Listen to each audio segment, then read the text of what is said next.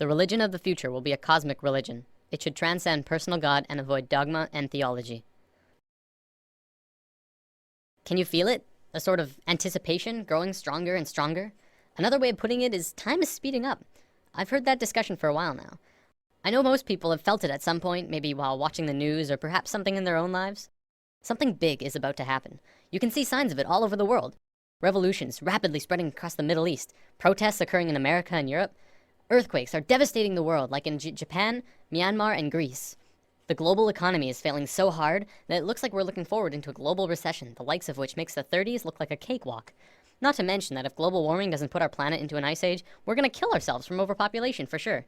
And using the rate of doubling, we definitely don't have the resources to survive the way we are for maybe a little over 10 years. Yet, despite all of these things, we're about to learn something amazing. It's something that will transform the earth into something completely different, something incredible and beautiful. Many people across the globe have learned about this, and they've applied it to themselves and witnessed marvelous changes. Others have dedicated their lives to talking about it, to teaching it. I'm someone who's still exploring it, and I want more people to talk about it with. Mind, body, spirit.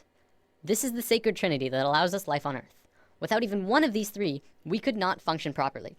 Yet, in today's world, we only really truly understand two of the three. We have scientifically mapped the mind and the body. We understand next to every aspect about each of them. Yet, what do we really know about the spirit, the soul? What is it? Where does it come from? For centuries, religions have been the primary source for answers pertaining to the soul, but they're not concrete. Many different religions have a different answer and ideas about how things work on this level. Recently, however, a discovery was made, which led to new discoveries and further discoveries. These incredible insights went largely unnoticed by the global community, and while governments and secret services of the world acknowledged them, it wasn't something that really got to the masses. Today, this information is still slowly coming out, and I'm going to share it with you.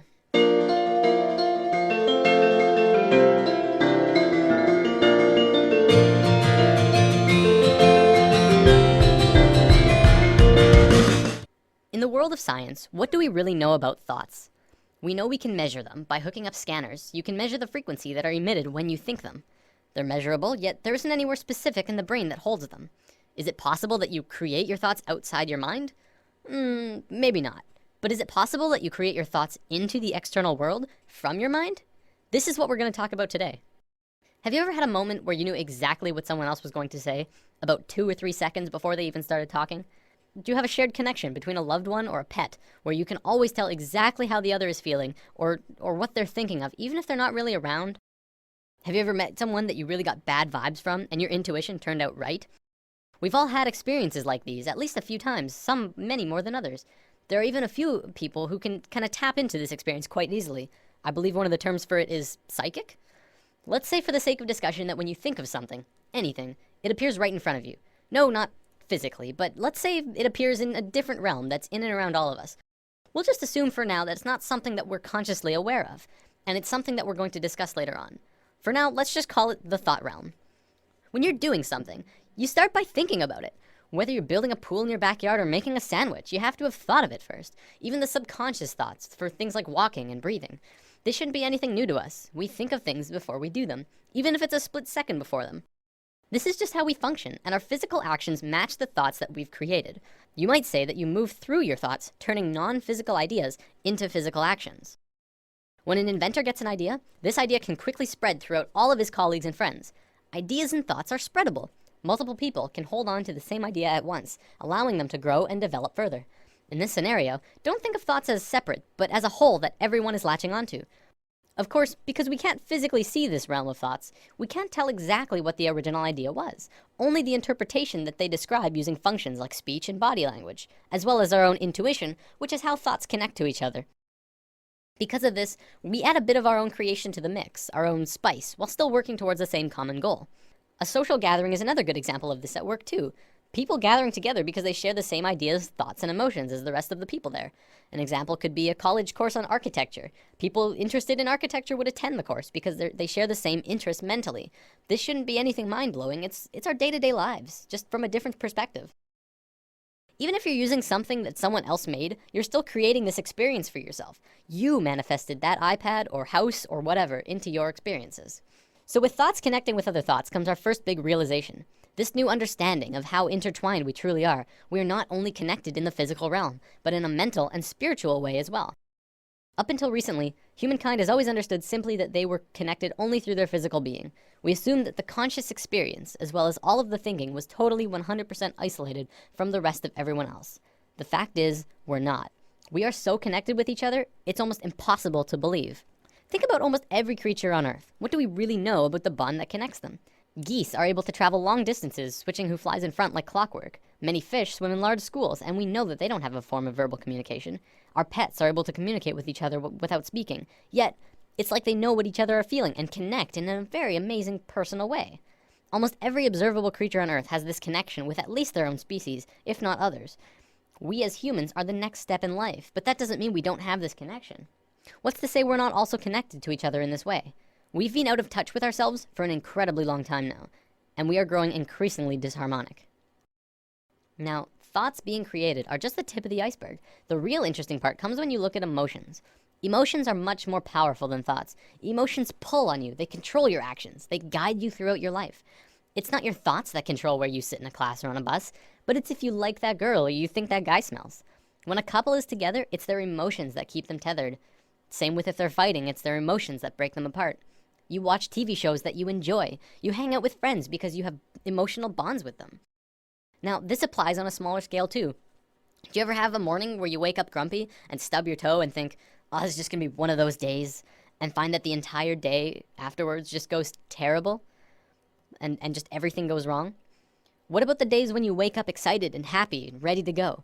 Your whole day is just excellent in all of the right ways. Even if something bad does happen, you're less affected by it because you're in such a good place emotionally. The reason these differences in how your day goes is because of your emotional state. People like to think the world will go on exactly the same without you, but it really won't. People interact differently with other people, and everyone would have a completely different experience if you were not there. Imagine this scenario. There's a bully in a playground who's looking for someone to beat on. There's kids playing sports, kids skipping rope, kids on the swings, and then off to the side there's one boy sitting in the grass watching the rest of everyone play. He doesn't feel like anyone else will want to play with him, so he sits apart from the group. The bully instantly knows where to go, and the circle of hurting begins. See, it's through the feeling of being vulnerable that you become vulnerable in the physical. If the boy had walked outside for recess and told himself, I can fit in, he would probably be playing sports right now. This applies to the bully as well. He didn't have anyone else to play with, probably because of some insecurity, mental, that led him to need to hurt others. He thinks he's doing good for himself by hurting the boy, except he's really just hurting himself long term. You can look into society and see a vast amount of evidence to support it too. The people who are most successful are those who talk most of success. Those who speak most of illness have it. Yes, illness is also a creation of yours. If you have a low immune system, it's because of you. Typically, we like to blame things on the virus going around or our own immune systems, but the way that we become susceptible to them is from inside, whether that there's some ongoing negative energy or some bad feeling that we allow into ourselves. We can heal ourselves also, but I'm gonna save healing for another video. There's only one thing that becomes apparent from this understanding. You create your own reality. We are 100% responsible for the situations that we find ourselves in, the things that happen to us, good and bad. Throughout history, we've always played the blame game. It's his fault I didn't get the promotion. It's her fault I couldn't go to the game. It's everyone else's fault I'm so depressed. Whatever it is, and this may be the hardest thing to truly get, it's your fault. Your happiness, your sadness, your fears and your fortunes, every single experience of your life on Earth was because of you. Many of us have heard of this thing called the law of attraction, which talks about something similar to this, but talks more about evidence and not much about this thought realm. Over the entire world, people have written in to tell of their amazing stories, where they've really focused on having what they wanted, and got it through miracles and coincidences. This is but a small piece in the vast ocean of the internal world that I'll be talking about. It is, however, very real, and you can literally change everything in your life by willing it so.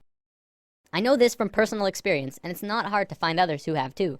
One continuous argument I hear from people who deny this law of attraction is, you don't just think things and change everything by sitting on your ass. To which I reply, exactly. You never stop moving. Just change your mindset and continue on with your life. Create your emotions in your mind, then move into them physically. Don't let your emotions control you. Pull your thoughts into the physical realm. What can you do to change things? Just treat yourself. You don't have to have a crazy life-changing experience from this new understanding. Just buy that treat you wanted. Take that extra time in the morning to make yourself look pretty. Spend the extra $50 on those new clothes. If you're really upset, maybe you should buy that car. Do things for yourself that you know will put yourself in a good mood. Bring yourself up internally, then externally. You will not regret it. I want to bring up one more thing before I run out of time. There was a scientist in Japan a few years back who made an incredible discovery, but one that also went largely unnoticed or recognized by the global scientific community. Dr. Masaru Emoto discovered that by putting words on a side of a glass of water and freezing the water, you could change how the water would freeze into crystals. On a jar that said, "I love you," this is how the water crystal froze. On a jar that said, "You make me sick, I want to kill you," it froze like this. If thoughts can do that to water, just imagine what thoughts can do to us. Well, looks like I'm about out of time for today. Before I go, I want to leave you with words to sit on. For anyone who is looking for direction right now. You can have, do, or be anything you want.